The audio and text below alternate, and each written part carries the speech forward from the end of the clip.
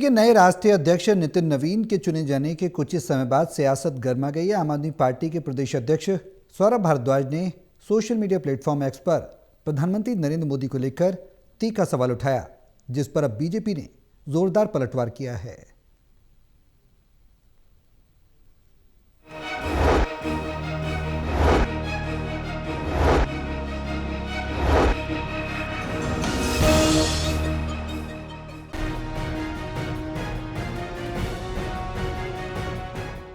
सौरभ भारद्वाज ने एक्स पर लिखते हुए सवाल किया कि मोदी की नई बीजेपी में अब मजबूत व्यक्तित्व और अपनी राजनीतिक जमीन वाले नेताओं के लिए क्या बचा है। उन्होंने लिखा कि ये वीडियो मोदी के व्यक्तित्व का आईना है और नितिन नवीन को बॉस कहकर अपने अहम को आश्वस्त किया जा रहा है, ताकि ये दिखाया जा सके कि संजय जोशी या नितिन गडकरी को बॉस कहने में कितनी तकलीफ होती है। इसको लेकर दिल्ली बीजेपी अध्यक्ष वीरेंद्र सचदेवा ने सौरभ भारद्वाज पर पलटवार किया, जिसमें उन्होंने कहा है कि एनडीए सरकार में जो दोनों राष्ट्रपति बने उनकी नियुक्ति पर उन्होंने कुछ टिप्पणी की है कि यहाँ तक कि राष्ट्रपति के पद पर भी ऐसे ढूंढ कर लोग बिठाए जिनके सामने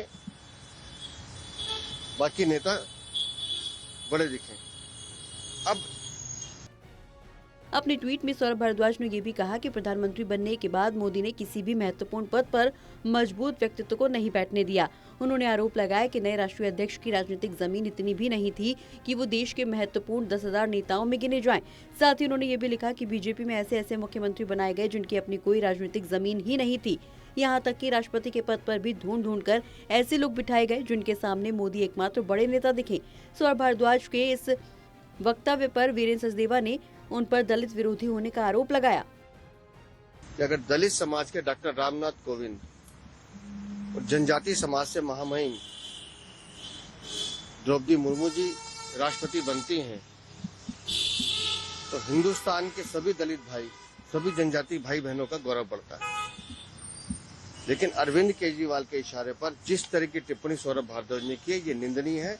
ये बाबा साहब अम्बेडकर के संविधान का भी अपमान है और हमारे भाई बहनों का भी अपमान है।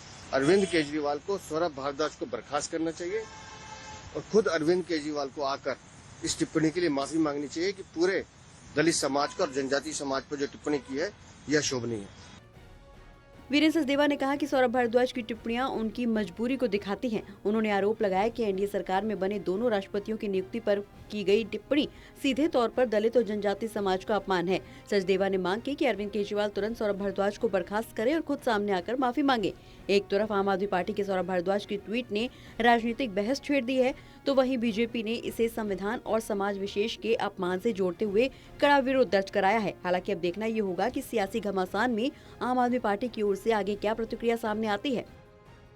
सहयोगी पवन के साथ दिल्ली से विशाल सिंह की रिपोर्ट।